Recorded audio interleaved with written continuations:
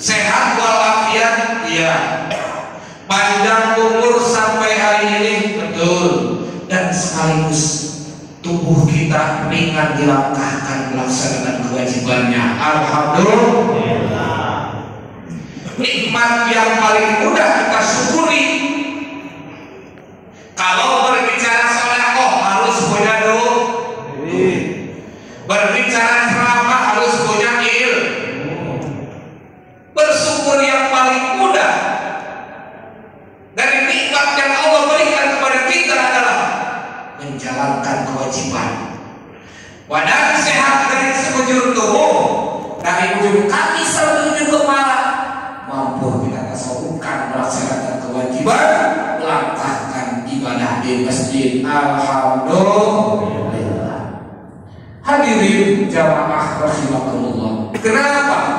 Karena la in syakartum lazidannakum wa la in kafartum inna adzabi lasyadid. Ketika kita tidak mampu untuk bersyukur, maka tunggu ajal Allah akan mengenai kita. Betul apa tidak? Betul apa tidak? Hadirin jamaah rahimakumullah. Dari kutub yang singkat ini, saya akan menyampaikan salah satu ajaran Nabi, hadis dalam kitab Salatus Sholeh. Kunci kebahagiaan dunia. Kita ingin bahagia gak Pak? Ibu-ibu yang di belakang ingin bahagia apa tidak? Jangan dulu berbicara akhirat karena kita masih hidup. Di dunia saja ingin bahagia. Nabi menyampaikan resepnya Pak. Gampang. Gampang. Yang pertama, arba'un min sa'adatil mar'i, 4 perkara dari kebahagiaan seorang manusia. Pertama adalah antakuna zaujatuhu sholihatan wa auladuhu birran wa khalituhu sholihan wa antakuna wa ayyakuna rizquhu fi baladi. Pertama Pak, ingin Bapak ingin bahagia mudah, kata Nabi, antakuna zaujatuhu sholihatan, harus punya istri yang solehah. Kira-kira kalau banyak duit, mobil mewah, rumah gedong, badan sehat,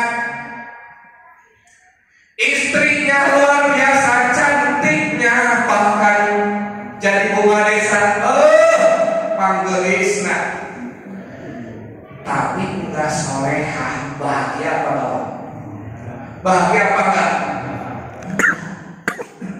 Pulang kerja mau bikinin kopi, mama tolong bikinin kopi. Lah Pak, kayak punya kakak aja. Bahagia apa kalau gitu? Sakit hati ya Allah ya Rabbi. Mau nyuci baju nggak cuciin lah, kayak nggak tahu aja mamanya lagi capek, cuci aja lah pas sendiri. Sakit hati apa enggak?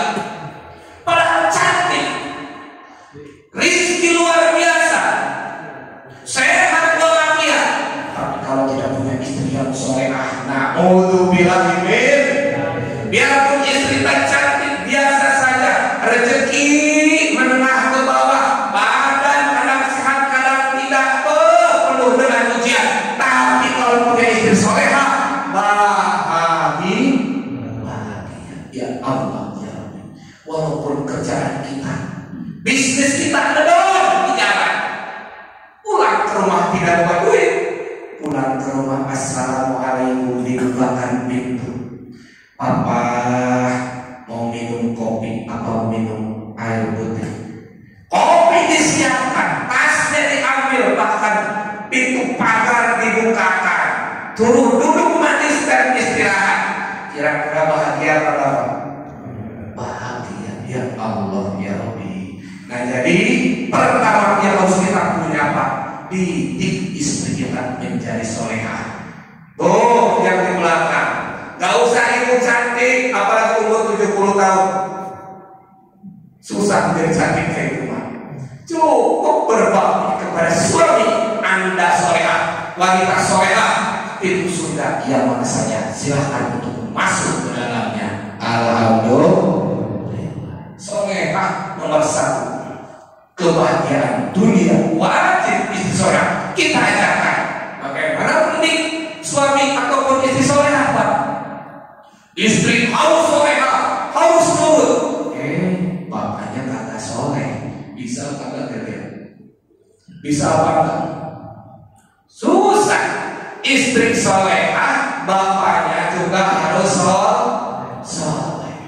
Teruntung ada sholat duduk di masjid, bapaknya lepaskan HP mah, yuk sholat, mama enggak ke masjid enggak apa-apa, bapak ke masjid, bapaknya berangkat ke masjid, ibunya berangkat ke kamar mandi untuk berwudu, soleh. Ini mah ada terdengar di masjid, Allahu Akbar, Allahu Akbar, nyuruh sholat dari istrinya, mah tuh ada sholat, suaminya masih pegang HP. Kira-kira nurut gak istrinya, Pak? Nurut apa enggak? Ya enggak. Jadi harus dimulai dari kita. Kata Nabi, ibda bin nafsi, mulai daripada diri pribadi. Nyuruh istri baca Al-Quran, bapak juga harus ikut baca Al-Quran. Nyuruh istri sholat tahajud, kita juga harus sholat tahajud. Ya Allah yang bahagia, insya Allah. Tapi untuk ibu-ibu, maaf jika suaminya kebetulan belum soleh, apakah ibu harus solehah? Harus solehah. Karena suami kita berdosa, istri tidak bertanggung jawab. Betul Pak? Betul Pak? Suaminya tukang mabuk, tukang maksiat, berbagai macam perjudian dia laksanakan, tapi istrinya mah solehah, nggak ikut campur, tetap menjadi orang solehah. Kira-kira di akhirat itu si istri dituntut gak sama suaminya? Enggak, masih mas. Kenapa kita harus punya istri yang soleh, istri yang solehah? Karena sering maaf, surganya istri bapak juga ngikut, nerakanya istri bapaknya juga ngikut. Mending kalau istrinya ke surga, bapak bisa jadi ikut, bisa jadi enggak. Tapi kalau istrinya buang kawaran, ahli maksiat, meninggalkan ibadah, tidak untuk aurat, biarpun bapak soleh sudah di surga, istrinya di neraka, akan dituntut. Kata Allah, enak-enak aja, wahai seorang suami, kau duduk manis di surga, sementara istrimu di neraka karena tidak pakai kerudung ketika hidup di dunia, tidak pernah sholat, tidak bisa ngaji, kau diamkan.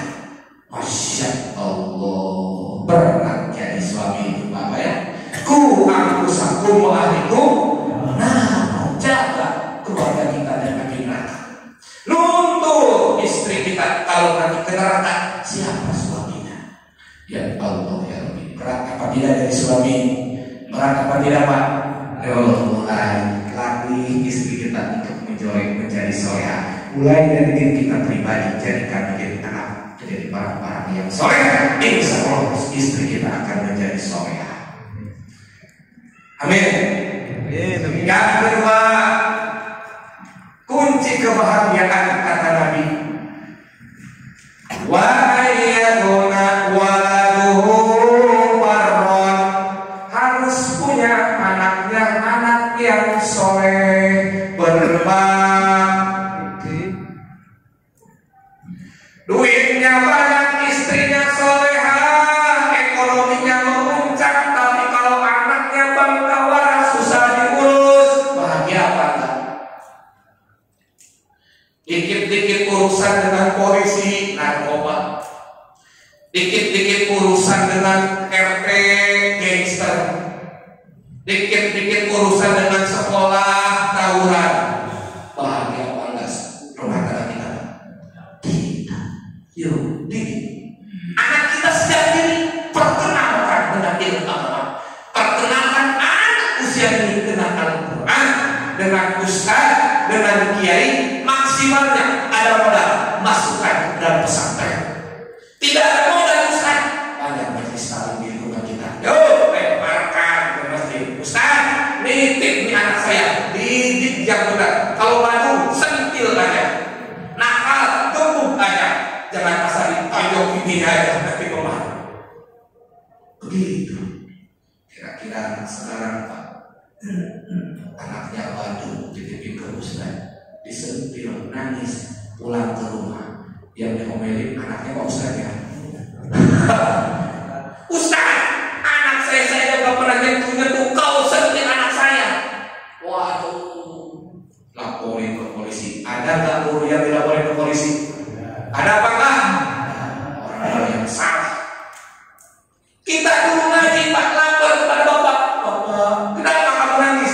Saya disentil Pak Ustaz, dipukul kaki saya. Kenapa memang? Enggak ngaji. Kita lihat ke Bapak kita supaya dibela. Malah gimana Pak kita? Tambah dihabisin ke Bapak kita.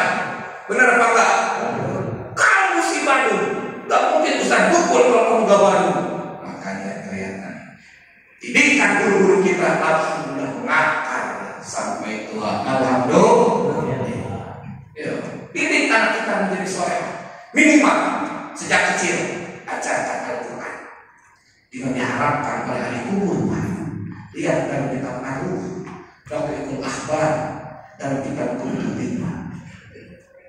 Yang diharapkan ketika kita meninggal adalah 9 doa anak kita yang masih hidup.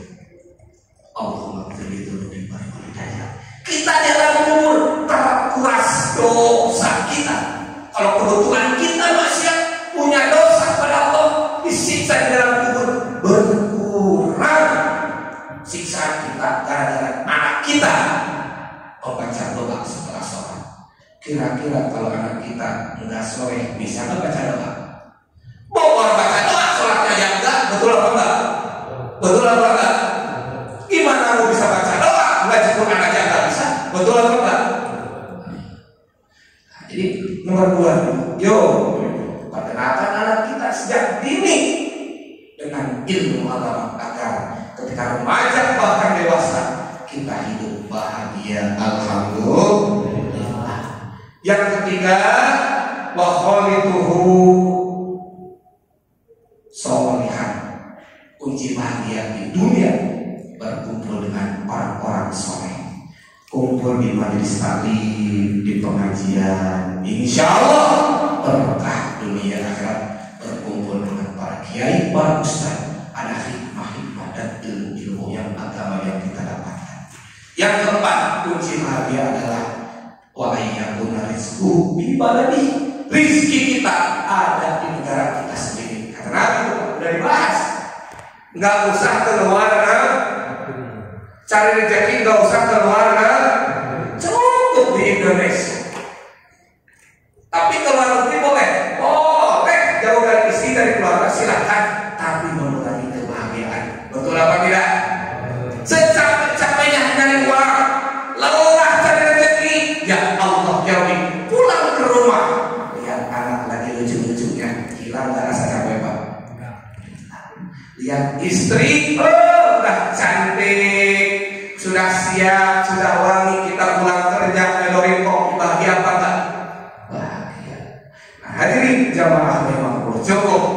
Nah kan, kita alhamdulillah rezeki kita ada di kampung kita, ada di wilayah kita. Itu adalah salah satu ciri-ciri orang yang bahagia ketika di alam dunia. Itulah 4 perkara resep ya, kebahagiaan di dunia. Pertama, istri harus soleh. Yang kedua, anaknya harus soleh. Yang ketiga, berkumpul di pengajian dengan orang-orang yang soleh. Yang keempat, rezeki kita ada di negara kita sendiri. Itulah yang disampaikan